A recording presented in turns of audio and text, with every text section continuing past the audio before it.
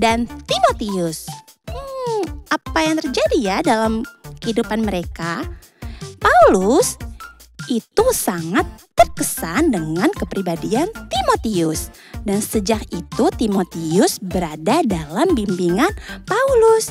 Bagi Timotius, Paulus bukan hanya berperan sebagai guru, tetapi lebih dari sebagai mentor. Paulus bukan hanya mengajar, tetapi ia membagikan seluruh hidupnya kepada Timotius. Kira-kira apa yang diajarkan ya teman-teman? Paulus memberikan petunjuk yang paling benar.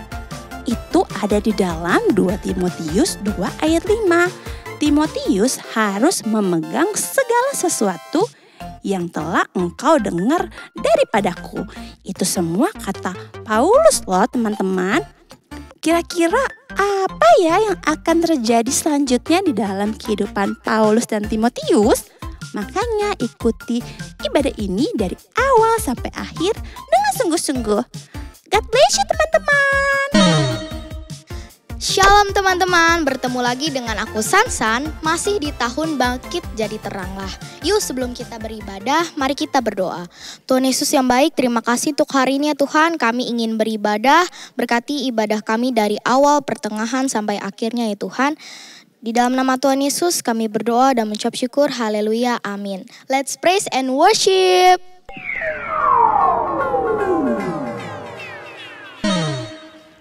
Shalom teman-teman. Wih, kita udah memasuki minggu keempat nih. Apa kabarnya nih Kak Cika dan Monica? Luar biasa Kak Kayla. Wih, puji Tuhan. Yuk teman-teman, aku undang untuk kita semua bangkit berdiri bersama-sama. Kita mau memuji Tuhan. Yuk digerakin badannya dan bertepuk tangan buat Tuhan Yesus. Haleluya.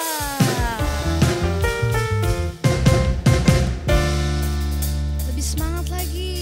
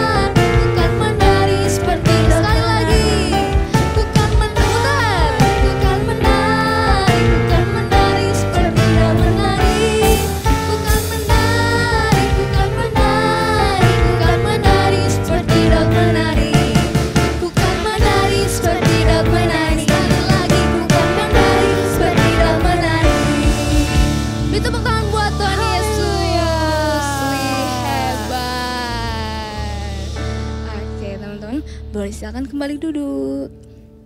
Oke adik-adik, kita mau masuk ke penyembahan, kita mau menyembah Tuhan. Sebelum kita mendengarkan firman Tuhan, kita akan menyanyikan lagu Terima Kasih Bapa.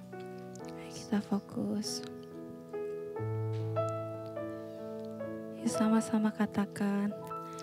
Bapa-Ku yang baik, yang berkuasa atasku, kebaikan-Mu sempurnakan ku, kasih-Mu nyata dalamku. Bapakku yang setia, Bapakku yang setia, Kau selalu besertaku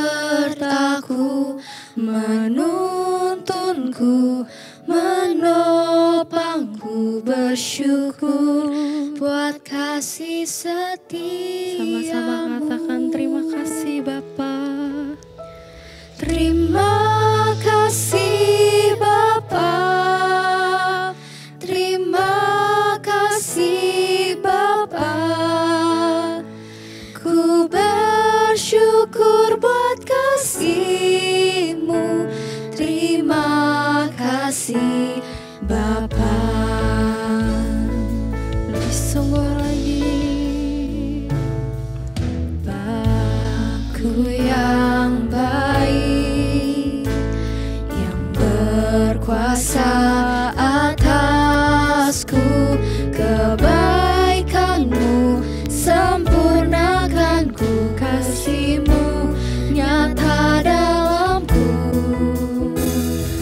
Bapakku yang setia, Kau selalu besertaku, menuntunku, menopangku, bersyukur buat kasih setia-Mu. Terima kasih Bapa. Terima kasih Bapa. Ku bersyukur buat kasih-Mu. Terima kasih Bapa. Terima kasih. Terima kasih Bapa. Terima kasih Bapa. Ku bersyukur buat kasih-Mu. Terima kasih Mari kita Bapa. nyanyikan lagu ini dari awal. Bapakku yang baik, yang berkuasa atasku, kebaikan-Mu sempurnakan ku, kasih-Mu nyata dalamku. Katakan Bapakku yang setia. Aku yang setia, Kau selalu besertaku, menuntunku, menopangku, bersyukur buat kasih setia-Mu.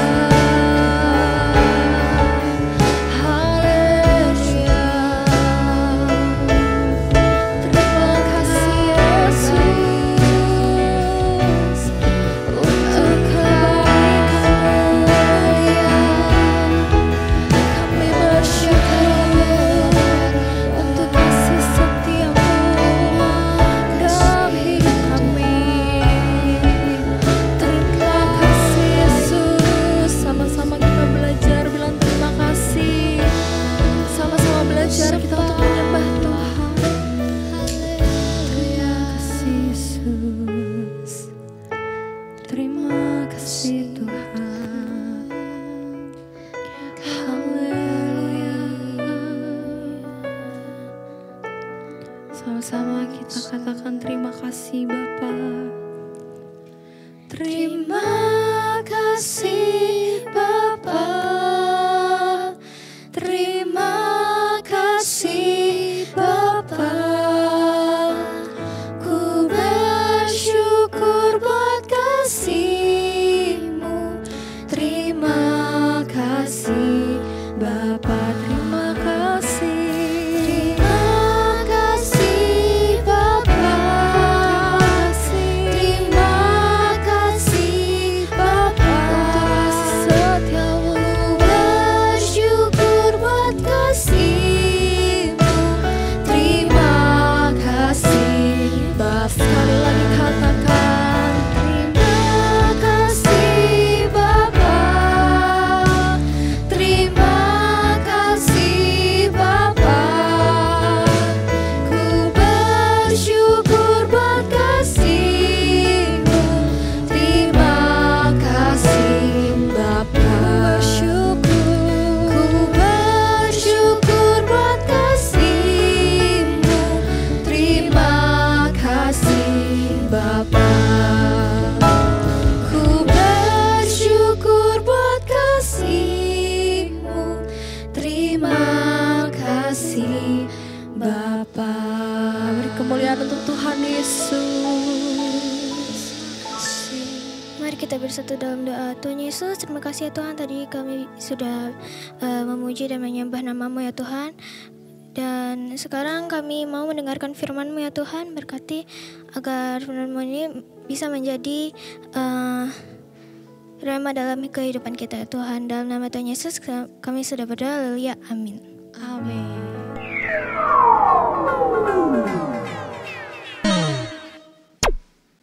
Shalom semuanya. Wah, kalian keren banget nih udah memuji dan menyembah nama Tuhan.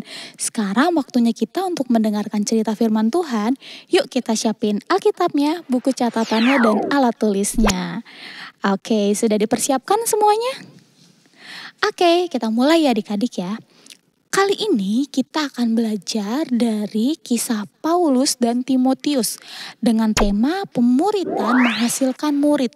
Cerita ini dapat kalian baca kembali dari kitab Kisah Para Rasul 16 sampai selanjutnya ya adik-adik ya. Ceritanya memang agak panjang, tapi nanti kalian bisa baca kembali bersama dengan mama papa atau kakak di rumah ya adik-adik. Oke, sekarang kita lanjut. Siapakah Paulus? Siapa yang masih ingat siapa itu Paulus? Betul, Paulus adalah seorang rasul adik-adik. Tapi sebelumnya dia bukan seorang rasul. Dia adalah seorang penganiaya jemaat yang bernama Saulus. Tetapi dalam perjalanan ke Damsyik, dia dipulihkan adik-adik dan dia menjadi percaya kepada Yesus dan dia berubah adik-adik. Yang semula dari penganiaya jemaat, dia berubah menjadi pengabar Injil atau berubah menjadi rasul adik-adik. Dan setelah dia percaya kepada Yesus, dia terus berkeliling untuk mengabarkan tentang Injil Kristus adik-adik. Walaupun banyak yang tidak suka, banyak yang menentang, Rasul Paulus tidak takut adik-adik. Dia tetap mengabarkan firman Tuhan. Keren banget ya adik-adik ya Rasul Paulus ini ya. Kita harus belajar dari dia adik-adik. Nah selanjutnya, siapakah Timotius? Timotius adalah seorang yang berasal dari Listra. Dia seorang yang masih muda adik-adik. Mamanya bernama Eunike dan neneknya bernama Lois. Timotius ini dia sedari kecil sudah diajari mengenai kebenaran firman Tuhan adik-adik. Sama nih seperti kalian yang masih kecil udah mendengarkan firman Tuhan adik-adik. Sama seperti Timotius. Nah Timotius ini ibunya adalah seorang Yahudi yang telah menjadi percaya. Dan ayahnya adalah seorang Yunani adik-adik. Dan Timotius ini dia dikenal baik oleh saudara-saudaranya di Listra dan di Ikonium. Nah kakak bacain buat adik-adik di Kisah Para Rasul 16 ayat yang ketiga adik-adik ya. Jadi ketika Rasul Paulus pergi ke Listra, dia bertemu dengan Timotius adik-adik. Dan di ayat yang ketiga berkata, dan Paulus mau supaya dia menyertainya dalam perjalanan. Paulus menyuruh menyunatkan dia karena orang-orang Yahudi di daerah itu, sebab setiap orang tahu bahwa bapaknya adalah orang Yunani. Jadi karena Rasul Paulus sudah melihat Timotius ini dikenal baik dan mempunyai sikap yang baik adik-adik. Jadi Rasul Paulus mau bahwa Timotius ikut di dalam perjalanannya. Dan Timotius juga mengiyakan dari permintaan dari Rasul Paulus adik-adik. Dia memulai perjalanannya bersama dengan Rasul Paulus dan yang lainnya. Nah setelah itu adik-adik, pada suatu malam, kakak bacain di ayat yang ke-9 ya. Pada malam harinya tampaklah oleh Paulus suatu penglihatan. Ada seorang Makedonia berdiri di situ dan berseru kepadanya. Katanya, menyeberanglah kemari dan tolonglah kami. Lalu ayat yang ke-10. Setelah Paulus melihat penglihatan itu, segeralah kami mencari kesempatan untuk berangkat ke Makedonia, karena dari penglihatan itu kami menarik kesimpulan bahwa Allah telah memanggil kami untuk memberitakan Injil kepada orang-orang di sana. Lalu kami bertolak ke Troas dan langsung berlayar ke Samotrake, dan keesokan harinya tibalah kami di Neapolis. Dari situ kami ke Filipi, kota pertama di bagian Makedonia ini, suatu kota perantauan orang Roma. Di kota itu kami tinggal beberapa hari. Jadi setelah itu adik-adik, Paulus mendapatkan penglihatan dan akhirnya mereka pergi ke Makedonia. Dan di sana mereka gak cuma berdua adik-adik, tapi Paulus pergi bersama Timotius, Silas dan juga Lukas adik-adik. Dan setelah itu apa yang terjadi Kak? Ternyata di sana atau di Tesalonika, di sana ada keributan adik-adik. Jadi banyak orang yang ribut padahal mereka itu sudah kenal atau sudah tahu tentang kebenaran firman Tuhan adik-adik. Kita lanjut di ayat yang ke-17 ya adik-adik ya. Kakak bacain buat kalian. Paulus dan Silas mengambil jalan melalui Amfipolis dan Apolonia dan tiba di Tesalonika.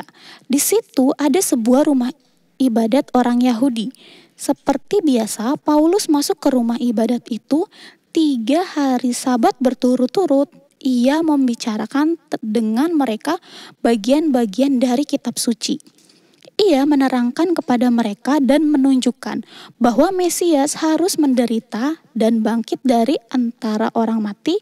Lalu ia berkata, inilah Mesias, yaitu Yesus yang kuberitakan kepadamu.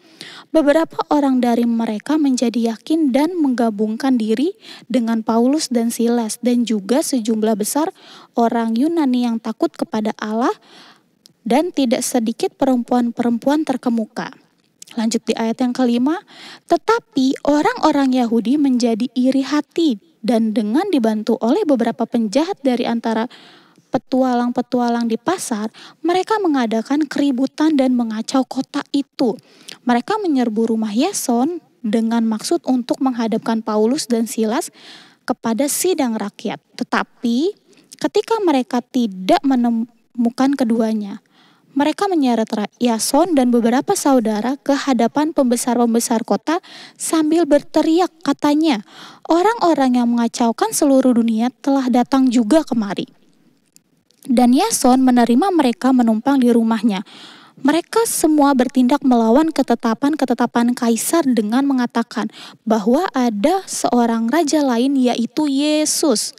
Ketika orang banyak dan pembesar-pembesar kota mendengar semuanya itu, mereka menjadi gelisah. Tetapi setelah mereka mendapat jaminan dari Yason dan dari saudara-saudara lain, mereka pun dilepaskan.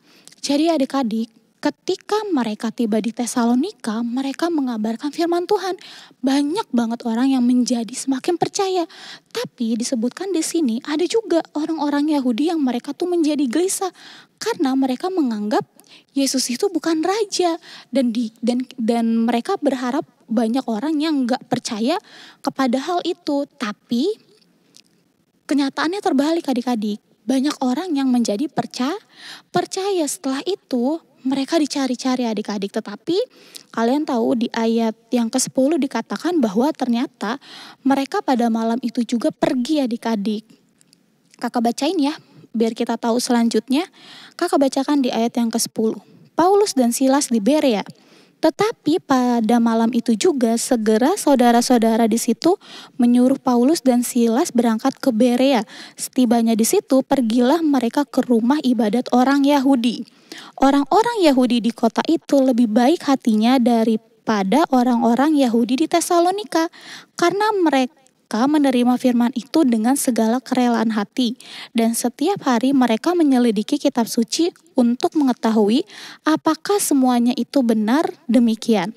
Lanjut di ayat yang ke-12, banyak di antara mereka yang menjadi percaya, juga tidak sedikit di antara perempuan-perempuan terkemuka dan laki-laki Yunani. Tetapi ketika orang-orang Yahudi dari Tesalonika tahu bahwa juga di Berea telah diberitakan firman Allah oleh Paulus, datang jugalah mereka ke sana menghasut dan menggelisahkan hati orang banyak. Tetapi saudara-saudara menyuruh Paulus segera berangkat menuju ke pantai laut. Tetapi Silas dan Timotius masih tinggal di Berea. Orang-orang yang mengiringi Paulus menemani sampai di Athena, lalu kembali dengan pesan kepada Silas dan Timotius supaya mereka selekas mungkin datang kepadanya. Nah, jadi adik-adik, di sini itu diceritakan tentang perjalanan Paulus bersama dengan beberapa orang adik-adik, dan salah satunya yaitu dengan Timotius yang tadi kita bahas adik-adik. Dan ternyata orang-orang yang percaya di Berea ini, atau mereka itu orang-orangnya lebih murah hati. Mereka mempunyai kerelaan hati untuk menerima firman Tuhan. Berbeda dengan orang-orang yang ada di Tesalonika. Mereka ada yang mengeraskan hati adik-adik sehingga mereka menjadi berontak. Nah, Timotius dan Silas juga mereka tinggal di Berea adik-adik, sesuai yang ada di firman Tuhan ini adik-adik. Mereka ngapain Kak di sana? Mereka menguatkan hati dari rekan-rekan mereka yang percaya kepada Yesus agar mereka tetap berpegang teguh kepada Tuhan Yesus adik-adik, walaupun banyak yang tidak suka. Lalu bagaimana dengan Paulus dan yang lainnya Kak? Paulus dan yang lainnya akhirnya mereka melakukan perjalanan ke Athena adik-adik. Tapi di ayat yang ke-15 dikatakan seperti ini. Orang-orang yang mengiringi Paulus menemaninya sampai di Athena. Lalu kembali dengan pesan kepada Silas dan Timotius supaya mereka selekas mungkin datang kepadanya. Akhirnya mereka setelah selesai dari Berea, mereka kembali lagi adik-adik untuk memberitakan firman Tuhan bersama. Dan Timotius juga menuliskan kata-kata Rasul Paulus semasa Rasul Paulus ditahan di sebuah rumah adik-adik. Paulus diawasi oleh seorang pengawal. Paulus memberitahu Timotius, mereka yang mau sembah Tuhan yang itu yang akan dianiaya. Jadi mereka harus tetap percaya dan harus tetap yakin adik-adik. Timotius juga mengalami apa yang dialami oleh Rasul Paulus adik-adik. Yakni Timotius itu juga dianiaya dan dipenjarakan. Tapi Timotius dia tidak merasa menyesal, dia tidak merasa marah, dia tidak merasa sedih, melainkan dia merasa gembira adik-adik karena dia dapat membuktikan kesetiaannya kepada Tuhan sama seperti yang dilakukan oleh Rasul Paulus adik-adik. Nah, Paulus juga memberitahu sidang di Filipi adik-adik bahwa dia akan mengantar Timotius ke sana. Dia akan mengajar cara-cara hidup sebagai penyembah Tuhan di sana. Dan kalian tahu Timotius ini belajar sangat banyak dari Rasul Paulus adik-adik. Karena Rasul Paulus ini diibaratkan seperti gurunya Timotius. Timotius belajar langsung dari Rasul Paulus. Dan mereka juga sama-sama dipimpin oleh Roh Kudus adik-adik. Tahukah kalian ketika kita menjadi murid, kita juga bisa berdampak dengan teman-teman kita atau murid-murid yang lainnya adik-adik. Kok bisa Kak? Iya, karena kita sudah membuktikan lewat perkataan kita misalnya atau lewat perbuatan kita. Sama seperti yang dilakukan oleh Rasul Paulus, dia sudah menjadi contoh kepada teman-teman yang lain. Salah satunya yaitu Timotius, bahwa dia tetap berdiri tegak adik-adik. Dia tetap mengabarkan firman Tuhan walaupun dia dikejar-kejar banyak orang, walaupun dia dipenjara, walaupun dia disakiti, dia tetap mempertahankan imannya. Dan hal itu dicontoh oleh Timotius adik-adik. Dan mereka tidak menyesal sama sekali. Mereka juga nggak marah-marah, mereka nggak sedih. Tetapi mereka bergembira karena mereka dapat membuktikan iman percaya mereka adik-adik. Bahwa mereka mempunyai Tuhan yang benar dan mereka dapat mempertahankan iman mereka. Nah jadi kita belajar adik-adik, waktu kita memiliki hati sebagai murid, hati yang mau dibentuk, hati yang mau diajar, hati yang mau dinasehati, maka kita akan dapat menghasilkan murid-murid lainnya. Untuk apa? Untuk menyelesaikan amanat agung. Karena kalian ingat apa amanat agung Tuhan Yesus? Iya adik-adik, bahwa Tuhan Yesus mau semua orang itu menjadi percaya kepada Tuhan Yesus, dan caranya adalah dengan kita yang sudah percaya, kita menjadi contoh agar orang-orang lain yang di sekitar kita, teman-teman kita, mereka juga bisa percaya kepada Tuhan Yesus sama seperti kita adik-adik. Oke, itu cerita firman Tuhan kali ini adik-adik. Nanti untuk lebih lengkapnya mengenai kisah perjalanan Rasul Paulus, Timotius dan lain-lainnya, kalian bisa baca lengkap di kitab Kisah Para Rasul ya adik-adik ya. Sekarang Alkitabnya boleh ditutup, buku catatannya boleh ditutup, kita mau berdoa. Kakak akan pimpin dalam doa. Tuhan Yesus yang baik, terima kasih Tuhan Yesus, Engkau sangat baik kepada kami. Tuhan, terima kasih Engkau telah memberikan contoh yang baik Tuhan Yesus. Terima kasih untuk firman Tuhan mengenai Rasul Paulus dan Timotius yang hari ini kami dengar Tuhan. Kiranya Tuhan Kau yang memampukan kami Tuhan Yesus untuk dapat menyelesaikan amanat agung Tuhan. Dan juga Tuhan Kau yang memampukan kami Tuhan agar kami bisa menjadi murid-murid Tuhan Yesus yang dapat membuat murid-murid yang lainnya ya Bapak. Agar kami dapat menjadi pelaku-pelaku dari firman-Mu Tuhan Yesus. Agar semakin banyak orang yang menjadi percaya kepada Engkau ya Bapak. Terima kasih Tuhan Yesus, terima kasih Bapak yang baik. Pakailah kami ini ya Bapa. Hanya di dalam nama-Mu Tuhan Yesus Kristus kami telah berdoa dan mengucap syukur hari ini. Haleluya. Amin.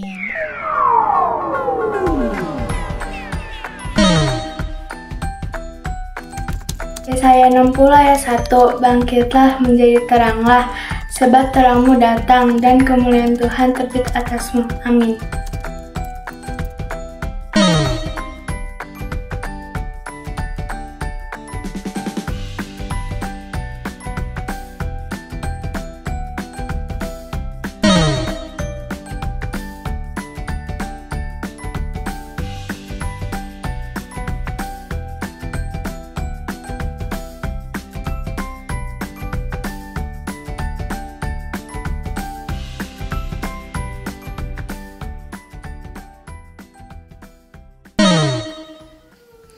Oke adik-adik, semua teman-teman yang sudah selesai ibadah, sebelum kita tutup ibadah hari ini, kakak undang sekali lagi kita bangkit berdiri, kita mau terima berkat dari Tuhan dan kita mau bersyukur sama Tuhan Yesus. Yuk kita berdoa sama-sama.